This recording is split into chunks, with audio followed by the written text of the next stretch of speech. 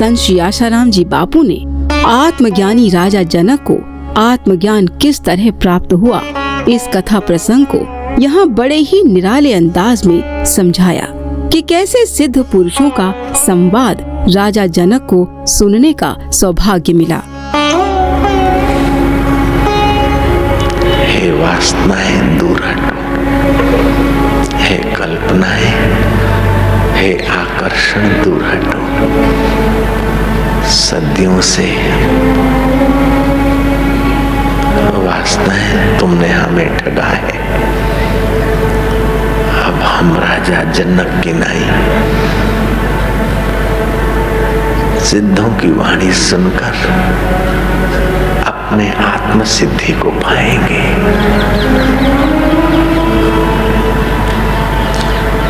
महीपति राजकाज के कोलाहल से दूर एकांत अरण्य में सैर करने गए। मंत्रियों को, टहलुओं को उस एकांत अरण्य में दूर ठहरने को कह दिया। जैसे राजा जनक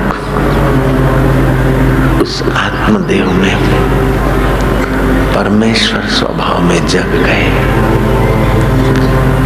ऐसे हम भी जग जाए। राजा जनक उस शांत अरण्य में प्रवेश पाए जैसे इंद्र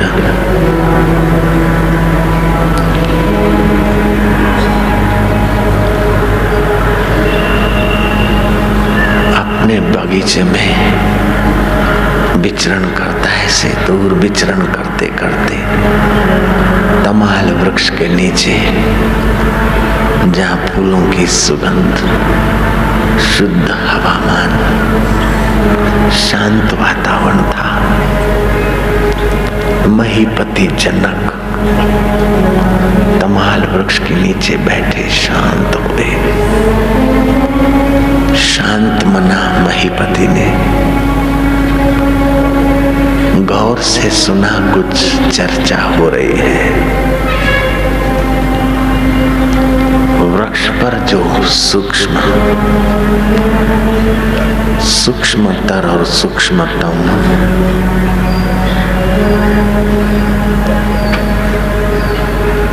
आत्म अनुभव में विचरण करने वाले सिद्ध पुरुष थे। वे आपस में गोष्ठी कर रहे थे। प्रथम सिद्ध ने कहा, हम उस आत्मा की उपासना करते हैं, हम उस आत्म मंदिर में प्रवेश पाते हैं।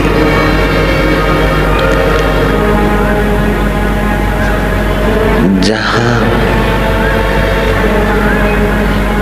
बुद्धि की इच्छा पूरी होती है, धारणा पूरी होती है और हृदय में सुख प्रकट होता है। मनोवांछित मिलने से मन क्षण भर शांत रहता है। जिस शांत स्वरूप में हम उस परमेश्वर की उपासना करते हैं। दूसरे सिद्ध ने कहा,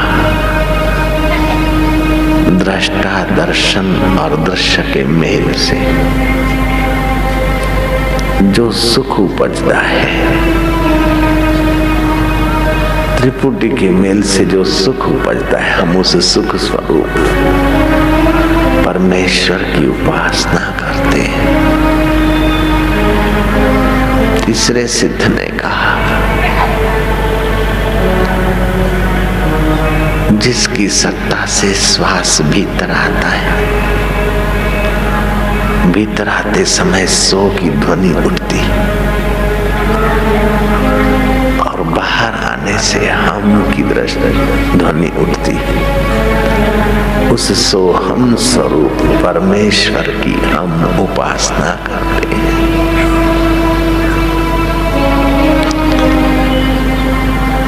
जिसकी सत्ता पाकर मति निर्णय करती है, मन स्फुरित होता है, चित्त चिंतन करता है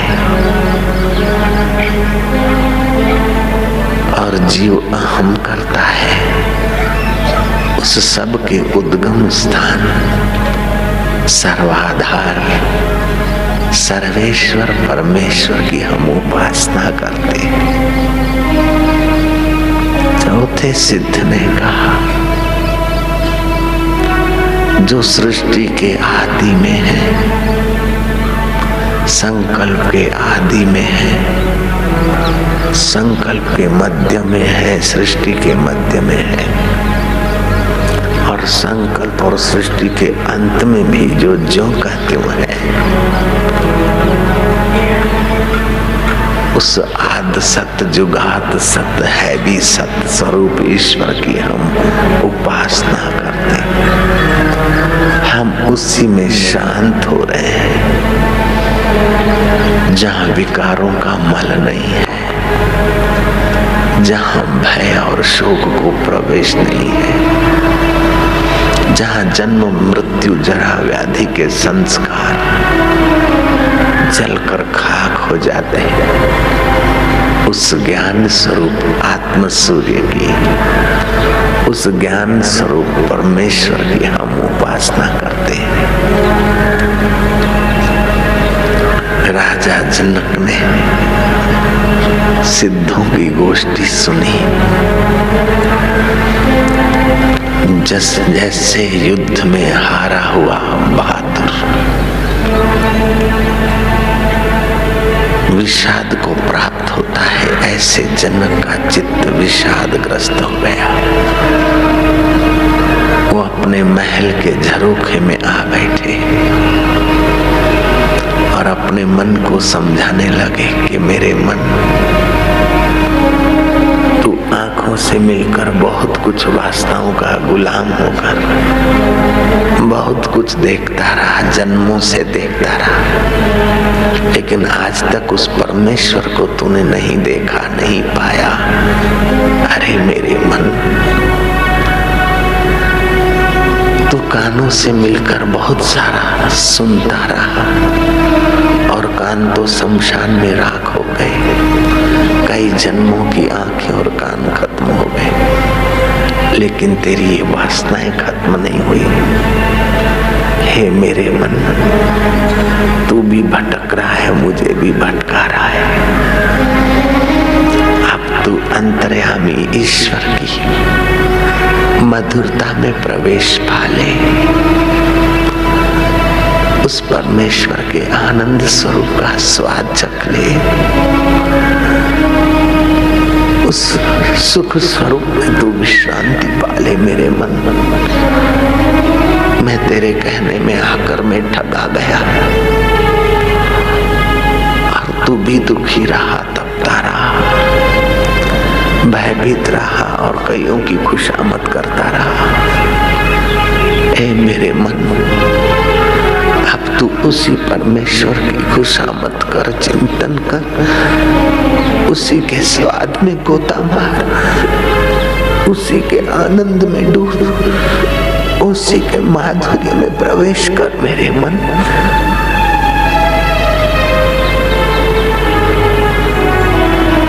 स्पर्श इंद्री से मिलकर काम वासना का सुख भोगने गया, लगा तो सुख लेकिन शक्ति का विनाश किया। अपने पैरों पर कुहाड़ा मारा तूने कई बार। इन विकारी सुखों में तू उलझता रहा मेरे मन, और मुझे भी जन्म जन्मांतर भटकाता आ रहा है। मैंने उन सिद्धों की, उन सच्चे आत्मरामी संतों की अनुभूति सुनी। हाय, मैं मनुष्य होकर भी पशु की नहीं इंद्रिय विकारों में बांधा जा रहा हूं। देवता लोग मुझ पर हंसेंगे, आत्मरामी संत मुझे हंसेंगे मुझ पर। सामान्य मनुष्यों के आगे मैं तो राजाधिराज दिख रहा हूं, लेकिन मैं मन इंद्रियों का गुलाम बना बैठा हूं, जन्म मरण का एक खिलौना बना बैठा हूं। नहीं नहीं, अब मैं तेरे चक्कर में नहीं आऊंगा। अब मैं सिद्धों के वचनों को याद करके, स्वतः सिद्ध परमात्मा है उस सत्य स्वरूप, मैं उसमें विश्रांति पाऊंगा। हे मन, तू शांत हो जा, तेरा भला होगा। तू मुझे सहयोग कर, मैं तुझे अमृत के उस अधिष्ठान में ले जाऊं। अगर सहयोग करता है तो ठीक है, नहीं तो तुझे जाना है तो जा, भागना है तो भाग। मैं तो मेरे प्रभु में, मेरे आनंद दाता में, मेरे सुख स्वरूप में, मेरे अविभाज्य अंग में, ब्रह्म में विश्रांति पाऊंगा। मेरे मन, मुझे सदियों की, युगों की परेशानियां नहीं बढ़ानी। जहाँ कोई परेशानी का प्रवेश नहीं है, मैं उस परमात्मा सुख में शांति पाऊंगा। और उस निर्वासनिक नारायण में, रोम रोम में रमने वाले उस राम स्वरूप में मैं विश्रांति पा रहा हूं। हे मेरे मन, तू उसका चिंतन कर, तेरा मंगल होगा, मुक्ति मिलेगी, शांति, परम शांति मिलेगी, सामर्थ्य प्रगटेगा। निर्वासनिकता से शांति मिलती, शांति से सामर्थ्य और नित्य नवीन रस प्रकट होता है। और तू संसारी रस के लिए भाग भाग कर परेशान हो रहा है। वो तो विकार है रस के नाम से, और यहाँ तो रस ही रस है। नित्य नवीन प्रेम की प्राप्ति होगी। तेरी दृष्टि मात्र से संसारियों के चित्त में भी प्रेम का प्रसाद प्रकट होगा। तू ऐसा बन मेरे मन, आजा विश्रांति पा ले, नहीं तो जा, तुझे भटकना है तो भटक। मैं तो मेरे प्रभु का हूँ, मैं तो मेरे चैतन्य स्वरूप का हूँ, मैं तो मेरे आनंद स्वरूप का हूँ, मैं तो मेरे अकाल पुरुष का हूँ, मैं तो मेरे निरंजन नारायण का हूँ। मैं नारायण का नारायण मेरे, मैं आनंद स्वरूप परमात्मा मेरे, मैं सुख स्वरूप का सुख स्वरूप ईश्वर मेरे, मैं ज्ञान स्वरूप का ज्ञान स्वरूप मेरे प्रभु मेरे। जहाँ तुझे भटकना है तो भगवान वशिष्ठ कहते हैं, राम जी, राजा जनक ने मन को समझाकर उस नित्य मुक्त शुद्ध बुद्ध परमानंद में विश्रांति पाई। जनक के चित्त में परमात्मा के प्रसाद का प्रागट्य हुआ। वो राजा होते हुए भी जनक महाराज हो गए।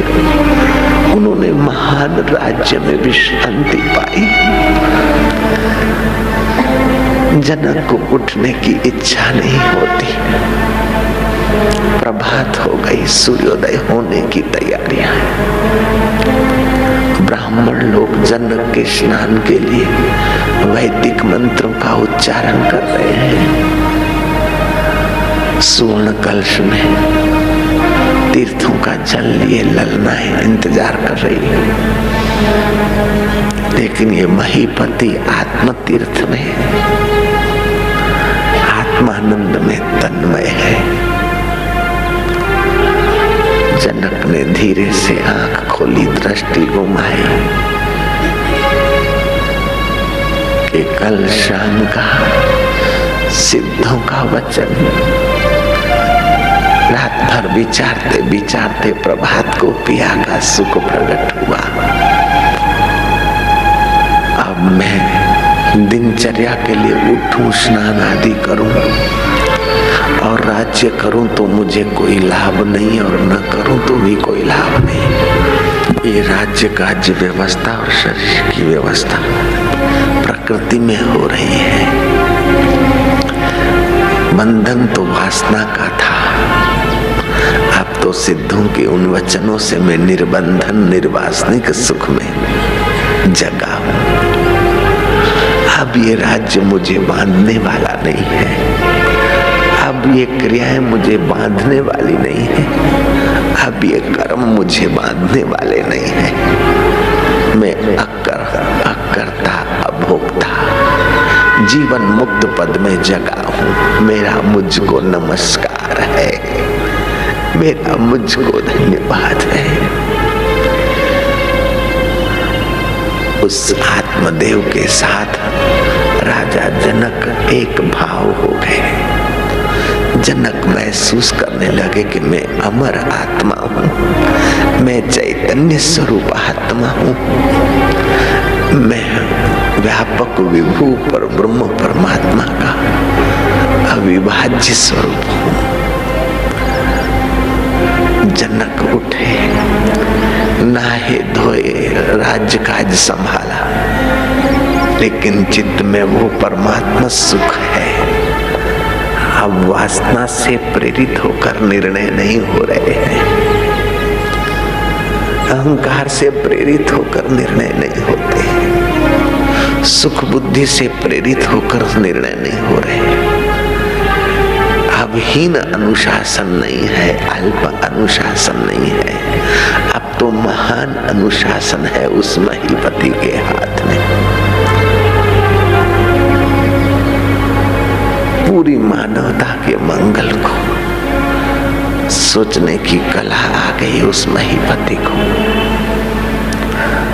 वो प्राणी मात्र का हितैषी, प्राणी मात्र में अपने परमेश्वर का अनुभव करने वाला महीपति राजकाज करते निर्लेप रहे।